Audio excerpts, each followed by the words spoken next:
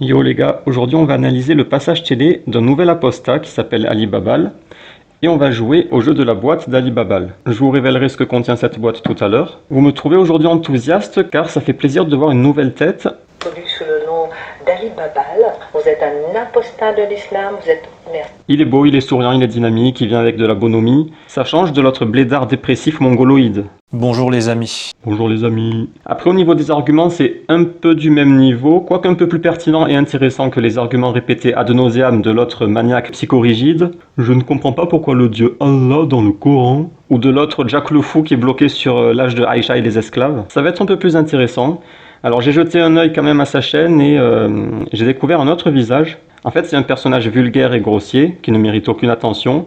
Mais bon, j'ai déjà préparé ma vidéo, donc on va quand même la faire. Et puis son passage sur CNews, ça va, il est clean. Pour ceux qui ne connaissent pas mes vidéos, je dois vous prévenir d'une chose, c'est que nous allons être objectifs. On va défendre l'islam certes, mais de façon objective. Bien sûr, tout le monde se prétend objectif ou pense l'être, mais moi je parle d'une vraie objectivité. Par exemple, si un imam vient et il tient le discours de religion de paix, amour, tolérance, moi je dis, cet imam est un gros mytho. Après, ça dépend du contexte et du reste du discours, mais généralement, les imams qui tiennent ce discours, ce sont des gros mythomanes qui méritent une punition. Tu dis paix, amour, tolérance, hop, verset djihad par exemple, ça y est, ton discours il s'effondre. Et comme dirait l'imam Bajrafil, tu peux retourner jouer aux billes. Donc la question, c'est comment faire pour analyser cette vidéo de façon objective. Déjà, quelle est l'erreur à ne pas faire? Comment se prendrait une personne lambda pour réfuter le discours d'Ali Babal? Il sélectionnerait un ou deux extraits, voire trois maximum, dans lesquels il aurait trouvé un moyen de prendre le dessus sur Ali Babal. Par exemple, il a fait une erreur, il a fait quelques erreurs. En général, c'est sur des détails. Genre, l'argument est valide, mais il fait une erreur sur un détail et hop, le gars il va bondir dessus, il sélectionne et il occulte le reste. Il occulte le reste et dit voilà, j'ai réfuté la vidéo, j'ai réfuté les arguments, le discours. Non, t'as rien réfuté. Donc ça, c'est la stratégie de la sélection-occultation. Eh bien moi, j'ai une méthode diamétralement opposée. Je répertorie de façon exhaustive l'ensemble des arguments et j'expose tout. Même s'il y a des arguments où il a le dessus sur moi et que je parais faible, je ne l'occulte pas, je le prends en compte. Et je dis voilà, cet argument il est bon. J'ai donc répertorié l'ensemble des arguments utilisés par les babals dans cette vidéo.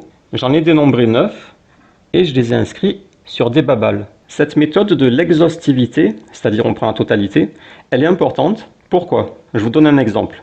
Il y a un islamophobe, Aldostérone, il avait prétendu dans une vidéo que tous les hadiths de Aïcha, c'était n'importe quoi. Et que si on les prend, l'islam tombe. Si vous utilisez les hadiths qui viennent d'elle, il n'y a plus d'islam, l'islam tombe. Pour sa démonstration, il en avait cité 5. Pour le réfuter, comment j'ai fait? On a commencé à lire l'ensemble des hadiths de Aïcha. On a commencé par Sahih Muslim, il y en avait environ 300.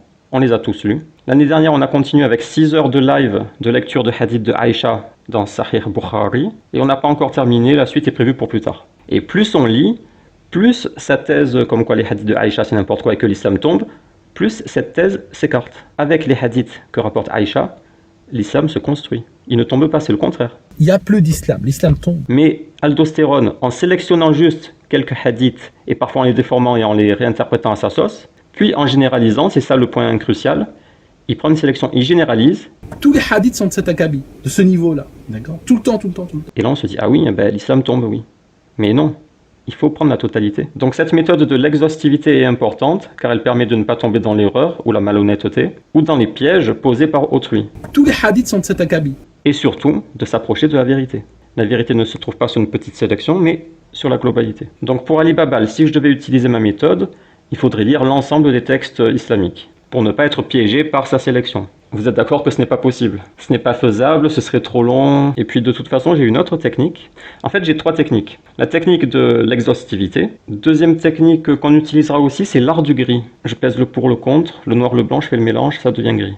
Et une troisième technique qu'on va utiliser, c'est la concession à l'adversaire. Je laisse parfois volontairement un avantage à mon adversaire. Pourquoi? Car si je vins en m'étant imposé au départ un handicap, ça montre que ma victoire est éclatante. Si je te bats à Super Smash Bros en me mettant un handicap de moins 70% de vie au départ, c'est que je suis plus fort sans conteste, non? Et surtout, ça m'autorise une certaine marge d'erreur. Car si jamais je commets une erreur dans mon argumentaire, celle-ci peut être compensée par l'avantage que j'ai concédé au départ à l'adversaire. Ali Babal veut résumer l'islam à une sélection de textes pour pouvoir le caricaturer. Ok, peu importe, technique de la concession à l'adversaire, j'accepte. On va rester sur cette sélection de textes. Et ce n'est pas n'importe quelle sélection.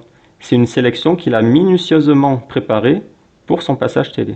Autrement dit, il a dû sélectionner les arguments les meilleurs, ou les plus pertinents, ou percutants. Donc là, je lui laisse un double avantage. J'accepte sa sélection et en plus, c'est la sélection potentiellement la plus difficile à réfuter. Donc nous n'allons pas nous battre à armes égales, mais c'est pas grave. Et on va tâcher d'examiner quels arguments sont valides ou invalides. Mais avant de commencer le jeu, une petite remarque. J'ai avec moi la fameuse échelle de la paix, amour, tolérance. Donc d'un côté, on a les imams et la plupart des musulmans qui te disent c'est la religion de paix, amour, tolérance. Et à l'opposé, on a les islamophobes qui disent c'est la religion de la guerre, de la haine, c'est une religion diabolique, maléfique, tout ce que vous voulez. Ne trouvez-vous pas ça étrange? On peut se dire il y a forcément un des deux camps qui ment. Et il faudrait trouver lequel est le camp menteur. Sauf que, et c'est là le paradoxe, ils ont des preuves. Ils te disent le Coran dit ça, le prophète dit ça, le prophète a fait ça. Et de l'autre côté, ils ont aussi les preuves. Comment c'est possible? Comment peut-on avoir des preuves pour deux thèses diamétralement opposées? C'est un paradoxe de fou, non? Eh bien, pour résoudre ce paradoxe, il faut comprendre qu'une technique de triche a été utilisée. Ça s'appelle la technique de la poule, et je vais vous montrer. Disons que j'ai des textes islamiques dans la main, et les graines blanches, ce sont des textes pacifiques. Et maintenant, observons le comportement d'un imam de la République.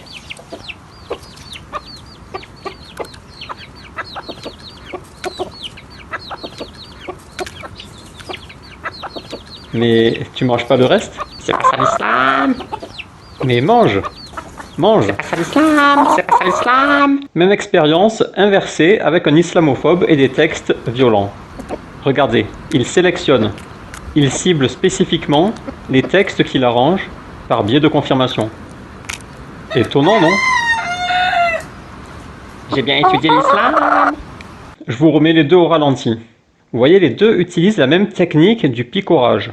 Ils ne prennent pas tous les textes en compte, ils sélectionnent selon leurs intérêts. C'est un banal biais de confirmation. Donc vous avez compris que les deux camps ont triché. Mais alors, qui détient la vérité? Et là, je vais faire quelque chose de très dangereux et on va me détester pour ça. Je vais rétablir la vérité. Vous êtes prêts? Voilà la vérité. Elle n'est pas là, elle n'est pas là, elle est entre les deux. C'est l'art du gris. Bon, après, je suis pas parfait, je peux pas être précis à ce point, donc on va dire à 15% près, la vérité se trouve ici. Et là, la haine des gens minables va s'abattre sur moi. Car dans un camp, ils vont dire « Quoi? Tu dis que l'islam est gris, il n'est pas parfait ?» Car eux, ils ont placé le curseur de la perfection sur paix, amour, tolérance. Donc si c'est là, c'est que c'est pas parfait. On ne va pas développer dans cette vidéo pourquoi ils ont placé le curseur ici, ni apporter les preuves que ce curseur est complètement bidon, mais on en est là. Et c'est là la triste réalité pour beaucoup de musulmans, c'est qu'ils sont en réalité islamophobes. Car l'islam, qui est situé ici, ils ne l'aiment pas. Ils n'aiment pas l'islam, ces gens.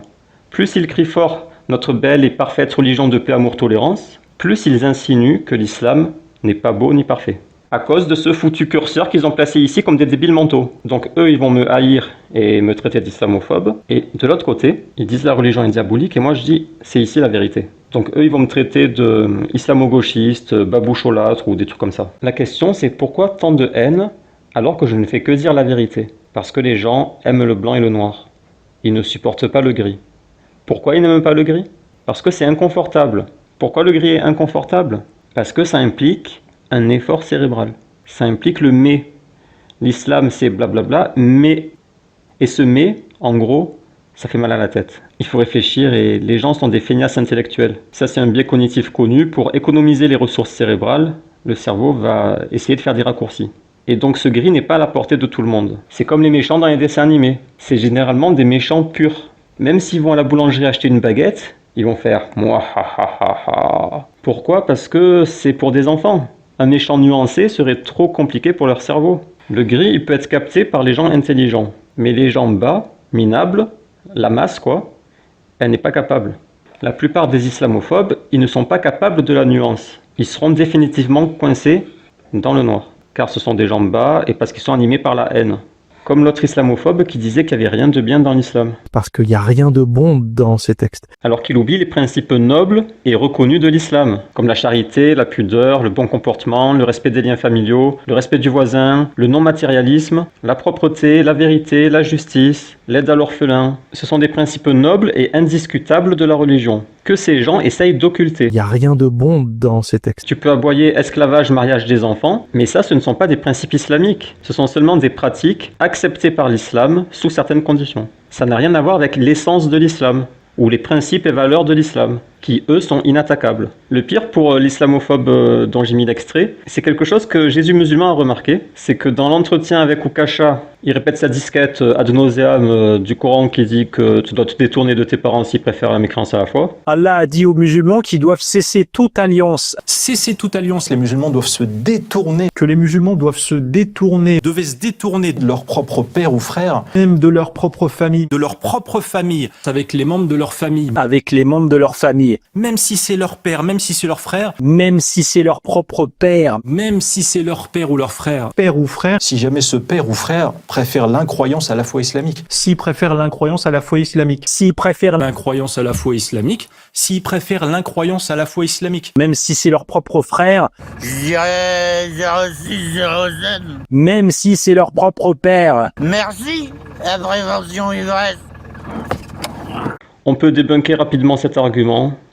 Il y a 3 versets, le premier sourate 9 verset 23, « Ô vous qui croyez, ne prenez pas pour alliés vos pères et vos frères s'ils préfèrent la mécréance à la foi. » Avant de regarder les 2 autres versets, on va faire quelque chose qui terrorise les islamophobes. C'est regarder le contexte. On va prendre directement Tafsir at-Tabari. Il explique le verset, « Ne prenez pas vos pères et vos frères comme alliés, confidents, en leur révélant vos secrets. » Pourquoi il y a une histoire de secret, on va essayer de comprendre.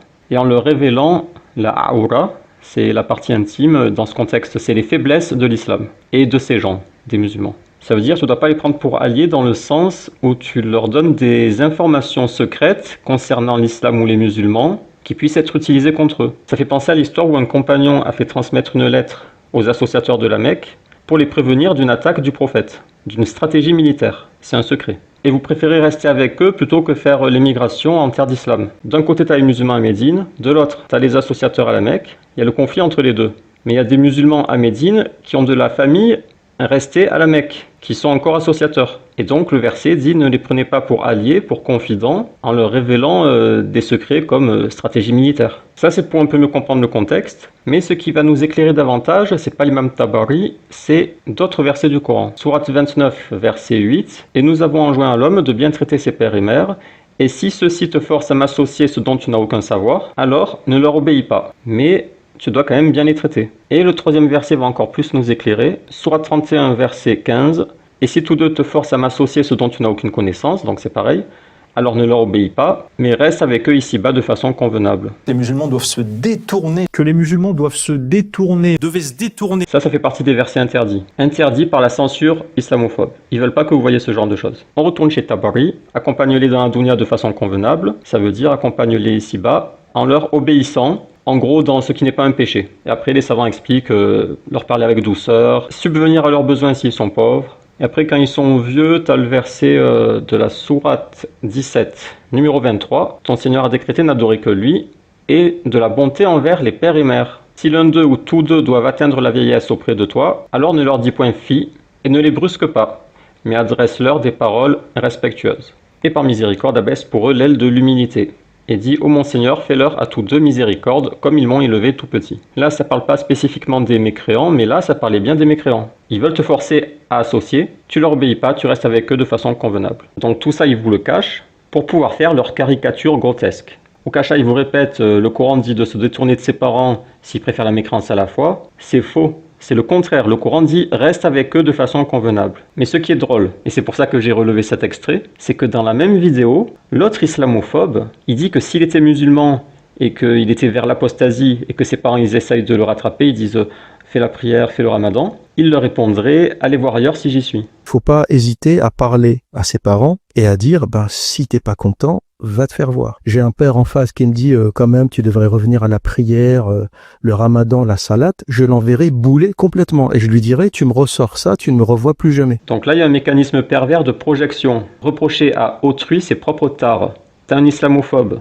Il dit aux gens il faut les envoyer balader, voire se détourner d'eux. Tu me ressors ça, tu ne me revois plus jamais. Et l'autre dans le même entretien, il reproche à l'islam de dire de se détourner de ses parents, alors que l'islam ne dit pas ça, il dit le contraire. Allah a dit aux musulmans qu'ils doivent cesser toute alliance Faut pas hésiter à parler à ses parents avec les membres de leur famille, et à dire si t'es pas content, va te faire voir. même si c'est leur propre père. Tu me ressors ça, tu ne me revois plus jamais. Ça veut dire qu'il y a deux imbéciles ici.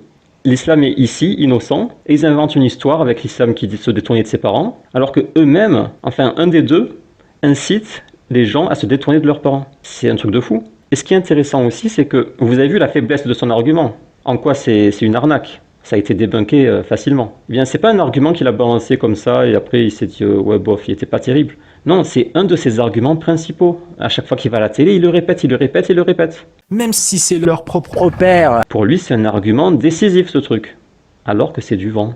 Bon, j'ai presque plus de place dans le téléphone et je me rends compte que je fais une erreur que je voulais pas faire, c'est faire des vidéos trop longues. Je voulais faire une vidéo express au début, mais je me rends compte que je parle trop lentement. Donc on va accélérer, on va essayer de conclure cette première partie. Je vais devoir couper en plusieurs parties, je pense 3 parties. Donc vous avez compris les techniques, sélection, occultation, non prise en compte du contexte, déformation et parfois projection. D'ailleurs, à propos de la projection, j'ai une théorie intéressante sur pourquoi certains sont tant obsédés par l'âge de Aïcha. Mais peut-être qu'on en parlera une autre fois. Bref, en conclusion, le point important, c'est que ces gens, ils n'atteignent pas le cœur de l'islam. Tu ne peux pas juger une religion sur certaines pratiques tolérées dans la religion et en décalage avec ta société, et prendre ce décalage artificiel comme preuve. Ou alors oui, tu peux, mais tu n'atteins pas le cœur de l'islam. Tu as seulement atteint quelques pratiques tolérées, comme l'esclavage, le mariage des enfants, etc. Le cœur de l'islam, c'est pas ça. Le cœur de l'islam, c'est le tawhid, la croyance en un seul Dieu, et puis des principes supérieurs comme ceux qu'on a listés, justice, équité, honnêteté, charité, etc. Et ça, c'est indestructible. Tu ne peux pas dire laisser le pauvre mourir de faim, c'est bien. Sauf si tu es un immonde sioniste. Tu ne peux pas dire que délaisser l'orphelin, c'est bien. Manquer de respect à ses parents, c'est bien. Ben, si t'es pas content, va te faire voir. Être radin matérialiste, c'est bien. Être pour l'injustice, c'est bien. Que le mensonge et la tromperie, c'est bien. Quand le Coran dit pratiquer l'équité, c'est plus proche de la piété, tu peux pas dire pratiquer l'injustice, c'est mieux. En fait, si tu essaies de contredire les valeurs promues par l'islam, automatiquement tu deviens toi-même diabolique. C'est pour ça que les valeurs ne peuvent pas être atteintes, seulement certaines pratiques qui sont en décalage. Mais ce décalage, il est artificiel. C'est le contexte actuel qui crée ce décalage. Donc eux, ils surfent sur ce contexte qui provoque un décalage avec les sociétés plus anciennes ou traditionnelles, et ils prennent ce décalage comme argument pour dire « Voilà, ta religion est horrible, car elle n'est pas en accord avec nos mœurs actuelles, principalement sur quelques sujets, à savoir la liberté, le féminisme et la non-violence physique. » Enfreindre ces choses, liberté, féminisme, non-violence physique, il y a un siècle, c'était acceptable. Ou dans d'autres pays, ça l'est encore. Mais dans le contexte moderne occidental, c'est inacceptable. Enfreindre ces choses, ça te rend artificiellement mauvais. Tu deviens quelqu'un de mauvais. Et donc voilà l'arnaque de ces gens et la manipulation. Ils ne disent pas nous n'aimons pas ces quelques pratiques de l'islam qui sont en décalage avec notre société moderne, mais nous reconnaissons les valeurs nobles de l'islam que nous aimons. Ils font pas ça car ils sont malhonnêtes et ils préfèrent se servir de ces pratiques qui ne sont pas le cœur de l'islam pour diaboliser l'ensemble de la religion. D'ailleurs ces pratiques, esclavage, mariage des enfants, etc., elles n'existent pas aujourd'hui, ou pratiquement pas. Et pourtant l'islam existe. Il y a des millions de musulmans, ils adorent Allah. Comme leur donne le Coran, ils font la prière, les bonnes œuvres, donnent l'aumône, lient les liens de parenté, etc. L'islam est bien pratiqué. Même si tu pratiques pas l'esclavage, mariage des enfants, etc. L'islam est pratiqué. L'islamophobe, il peut te répéter « Oui, mais tu te maries pas à des enfants et t'as pas d'esclaves. Et tu tues pas les apostats. » Premièrement, le mariage des enfants, c'est une pratique acceptée sous condition, mais non recommandée. Et en ne te mariant pas à un enfant, tu ne commets aucun péché. Au contraire, tu es un très bon musulman et tu fais même une recommandation, donc tu as des récompenses. Numéro 2, les esclaves. Si t'as pas d'esclaves, ça fait quoi? Ça fait de toi un bon musulman. Non pas que si tu avais des esclaves, tu serais un mauvais musulman, mais ne pas en avoir ne diminue en rien ta qualité de bon musulman, ou de bon respect des règles islamiques. Et on rappelle que la libération d'esclaves est une bonne action. Sourate 90 par exemple, or il ne s'engage pas dans la voie difficile. C'est la bonne voie ça. Et qui te dira ce qu'est la voie difficile? C'est délier un joug, ou nourrir en un jour de famine un orphelin proche parent ou un pauvre dans un dénouement. La libération fait partie des bonnes œuvres. Numéro 3, tu ne tues pas les apostats.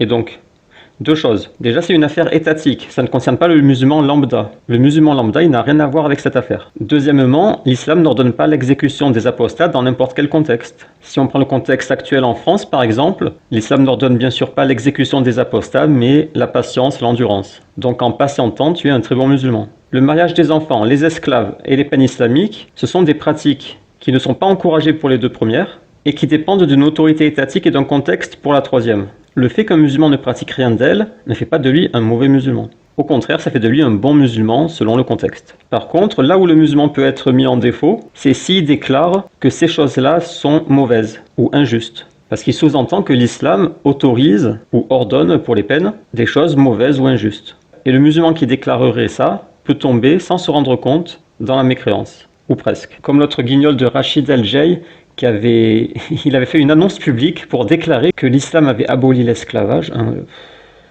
Il mérite des baffes cet imam. Et l'islam est venu aussi, entre autres, pour abolir l'esclavage. Et pire, il a déclaré devant les musulmans que l'esclavage était une pratique abominable. Une chose honteuse, une chose abominable, une pratique humiliante. Et là, on rentre sur une autre discussion intéressante. Comment les apostats font apostasier des musulmans? Et surtout, comment ils les piétinent en débat? Car là, par exemple, si Rachid, il avait en face de lui, au moment de faire cette vidéo, un apostat, il se serait fait piétiner. Et sans échauffement, hein. L'apostat, il est là, il lui cite 2 versets, ça y est, l'imam s'écroule.